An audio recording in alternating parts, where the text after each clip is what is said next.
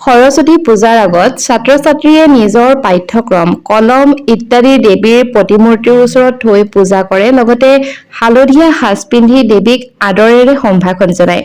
লগতে বসন্তৰ আগমনৰ লগে লগে জ্ঞান, কলা আৰু বিদ্যাৰ অধিষ্ঠাত্ৰী সৰস্বতীক প্ৰাৰ্থনা কৰে। বিশেষকৈ বিদ্যাৰম্ভম তথা সৰু ল'ৰা-ছোৱালীৰ শিক্ষা আৰম্ভ কৰা, লগতে বগৰী নোখোৱাৰ দৰে কিছুমান পৰম্পৰাও কিন্তু মানি চলা দেখা পোৱা যায়। সঁচাকৈ বাৰু এইবাৰ সৰস্বতী পূজা অৰ্থাৎ 2026 চনৰ সৰস্বতী পূজা বাৰু কোন দিনা? 23 তাৰিখত নে 24 তাৰিখত? ইয়াৰ লগতে বগৰী খোৱাৰ পৰম্পৰাৰ বাৰু কিবা সঁচাকৈ মিল আছে নেকি?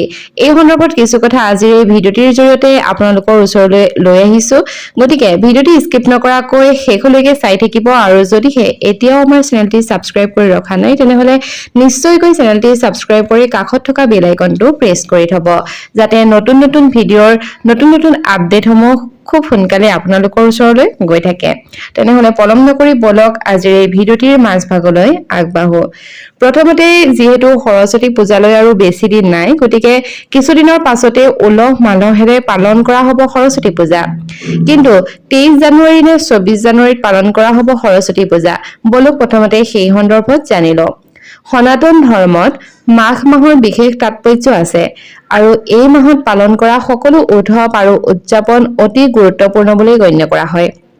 কাৰণ এই পবিত্ৰ মাহৰ শুক্ল পক্ষৰ পঞ্চম দিনাৰ পৰাই দেৱী সৰস্বতীৰ আবিৰ্ভাৱ হয়। এই দিনটোক সেয়েহে বসন্ত পঞ্চমী বুলিও কোৱা হয়। এইবাৰ বসন্ত পঞ্চমীৰ তাৰিখক লৈ কিছু বিভ্ৰান্তিৰ সৃষ্টি হৈছে। এই প্ৰতিবেদনত আপোনালোকে জানিব পাৰিব বসন্ত পঞ্চমী কোনদিনা পালন কৰা হ'ব, ইয়াৰ লগতে সৰস্বতী পূজানো কোনদিনা। কালচক্ৰ পূৰ্ণাংগ পঞ্জিকা অনুসৰি 23 জানুৱাৰীৰ নিশা 2:28 পৰা 24 জানুৱাৰীৰ নিশা 1:56 পঞ্চমী তিথি মিলিছে। তেনেহলে কোন সময়ত পালন কৰা হ'ব সৰস্বতী পূজা? সনাতন ধৰ্মত সূৰ্যোদয় তিথিৰ বিশেষ তাৎপৰ্য আছে। ফলস্বৰূপে অহা 23 জানুৱাৰীত বসন্ত পঞ্চমী উৎসৱ পালন কৰা হ'ব, অৰ্থাৎ সেই দিনটোতেই সৰস্বতী পূজা পালন কৰা হ'ব। এটা কৃষ্ণপক্ষত আৰু আনটো শুক্লপক্ষত যিহেতুকে পৰিছে, অৰ্থাৎ হিন্দু পঞ্জিকা অনুসৰি পঞ্চমী তিথি প্ৰতিমাহে দুবাৰকৈ পৰে।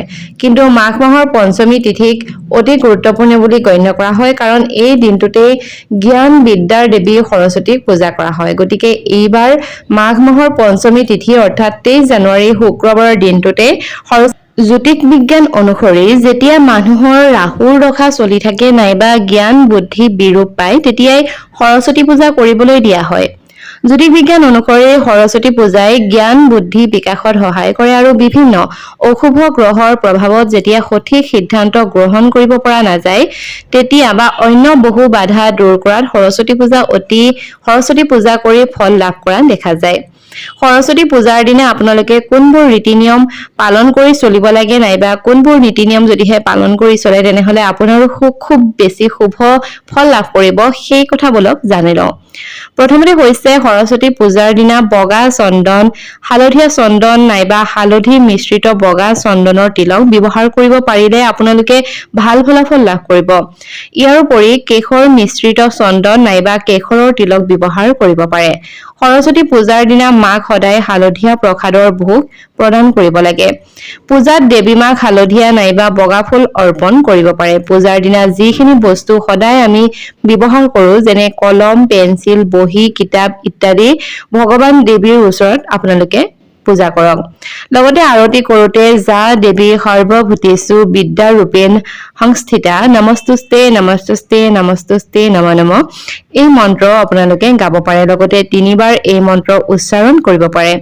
ইয়াৰোপৰি ওম ঐং মহা সৰস্বতী নমঃ এই মন্ত্ৰফাঁকিও আপোনালোকে 5 মিনিটৰ ভিতৰত 108 বাৰ উচ্চাৰণ কৰিব পাৰিলেও খুব বেছি শুভ ফল লাভ কৰিব।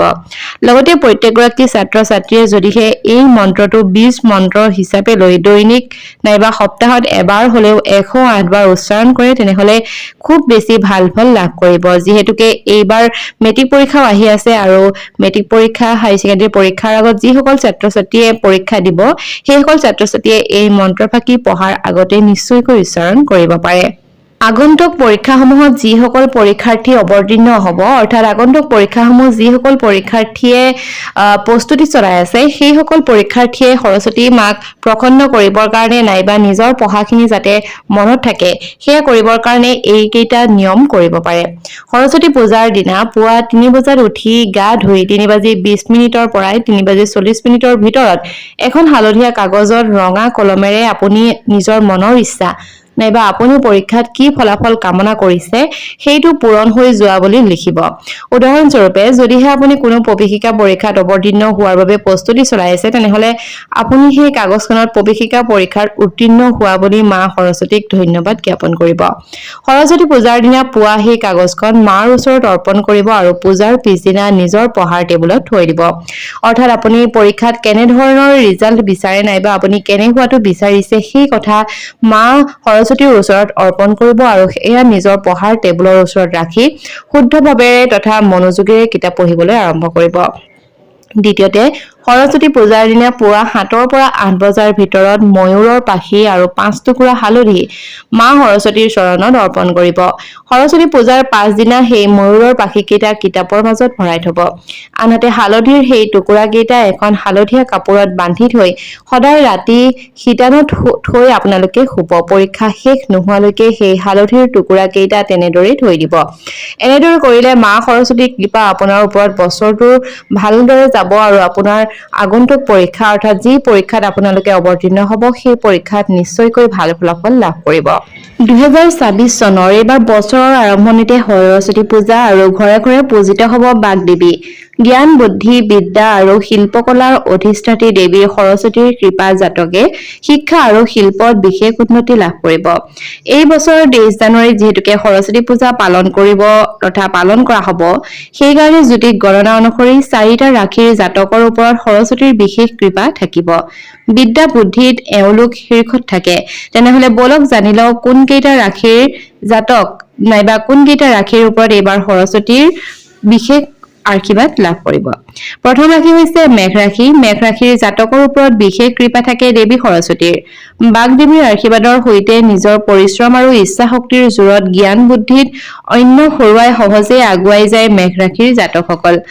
মেঘ ৰাশিৰ অধিপতি গ্ৰহ হৈছে মংগল। নিজৰ খং আৰু কথা নিয়ন্ত্ৰণত ৰাখিলে জীৱনত বহু উন্নতি লাভ কৰিব পাৰিব মেঘ ৰাশিৰ লোকসকলে। দ্বিতীয়টো ৰাশি হৈছে বৃষ ৰাশি। বৃষ ৰাশিৰ অধিপতি গ্ৰহ হৈছে শুক্ৰ। লক্ষ্মীৰ ওপৰত এই ৰাশিৰ জাতক সৰস্বতীৰ প্ৰিয় হয়। এওঁলোক অত্যন্ত পৰিশ্ৰমী আৰু এবাৰ যি কৰিম বুলি ঠিক কৰিছে সেয়া কৰি দেখুৱায়। সৰস্বতীৰ কৃপাত এওঁলোকে শিক্ষা আৰু বুদ্ধিৰে অন্যক পৃথক কৰিব পাৰে। কৰ্কট ৰাশি। কৰ্কট ৰাশিৰ অধিপতি গ্ৰহ হৈছে চন্দ্ৰ। সৰস্বতীয়ে এই ৰাশিৰ ওপৰত আশীৰ্বাদ বৰ্ষণ কৰে। সৰস্বতীৰ আশীৰ্বাদত সহজেই সকলো দিশত আগুৱাই যায় তেওঁলোক। শিল্প ক্ষেত্ৰত নিজৰ চাপ ৰাখিব পাৰিলে এই ৰাশিৰ জাতকসকলে। চতুৰ্থ ৰাশি হৈছে মিথুন ৰাশি। সৰস্বতীৰ কৃপাদৃষ্টি পাই ধন্য হয় মিথুন ৰাশিৰ জাতকসকল। এই ৰাশিৰ অধিপতি গ্ৰহ যিহেতুকে বুধ, গতিকে জ্ঞান বুদ্ধি শিক্ষা আৰু শিল্পত সকলো সময়তে বৃহৎ সাফল্য লাভ কৰিব পাৰে। এওঁলোকৰ বাচন ক্ষমতা চকুত লগা হয়। গতিকে এই 4টা ৰাশিৰ ওপৰত আছে মা সৰস্বতীৰ বিশেষ আশীৰ্বাদ। যদিহে আপোনালোকেও এই কোনোটা ৰাশিৰ ভিতৰত পৰে তেনেহলে অকণমান চেষ্টা কৰিলে খুব বেছি উন্নতি আপোনালোকেও নিজৰ জীৱনত লাভ কৰিব পাৰিব।